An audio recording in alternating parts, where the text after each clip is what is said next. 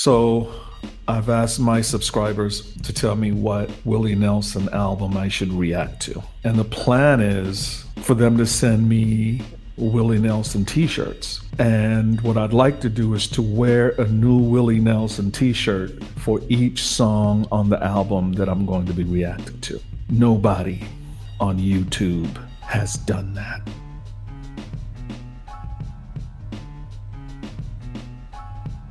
I can see how that kind of situation gave way to an outlaw movement. So he was frustrated, wasn't allowed to be his true creative self. Of course, Chet Atkins was a Nashville guy. He's like, man, this lush stuff is what we need to be doing, Willie. Violin, syrupy background vocalist. Yeah, Willie, this is gonna get you out there, man, as a huge national star. What you need are some violins, brother, and some lush productions and a great horn section. By the early 70s, the apathy seemed to cut both ways, with author Michael Streisguth noting that the Willy Way arrived in stores packaged in the most unimaginative album sleeve ever to come out of Nashville. Let's look at that again. Okay. Hey, Willie, get me one of your pictures. And nobody was really feeling this whole thing. Did they expect this thing to sell packaging it that way? The album includes his first cover of Chris Christopherson's Help Me Make It Through the Night, a song that I am not familiar with yet, which Nelson would recut for Sings Christopherson in 1979.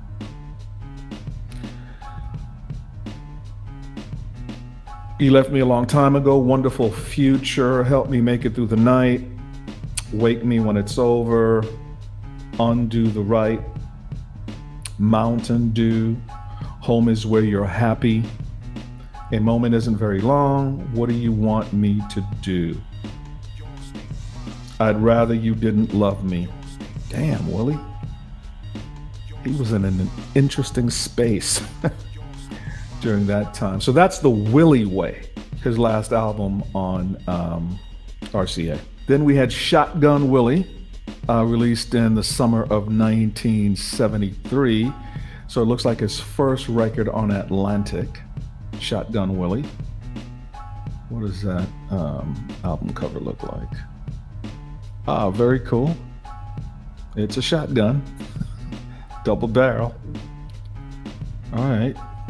So this album, Shotgun Willie, marks a change of style for Willie Nelson. He later stated that the album cleared his throat. When Nelson refused to sign an early extension of his contract with RCA in '72, the label decided not to release any further recordings. Nelson hired Neil Reshin as his manager to negotiate with RCA. So that's when he moved to Austin, smack dab in the middle of the ongoing hippie music scene. So it sounded like his musical taste were kind of renewed in this atmosphere. He met, in Nashville, he met producer Jerry Wexler, and Wexler seemed to be interested in Willie's music. So the problems with RCA were resolved. Then he signed with Atlantic as their first country music artist. It's all new to me. This album was recorded in New York City, Shotgun Willie. Let's look at the tracks.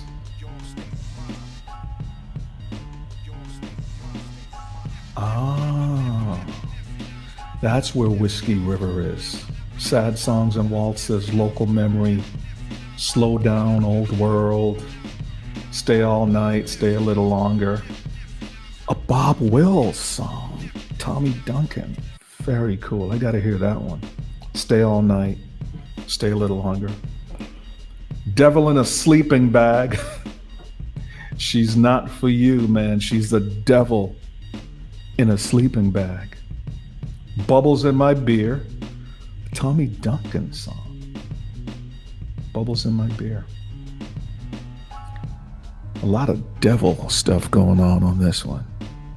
You look like the devil. This looks like a very interesting album. Shotgun Willie, his 16th studio album. All right, what else we got, Will? Phases and Stages, 1974. Take a look at that album cover.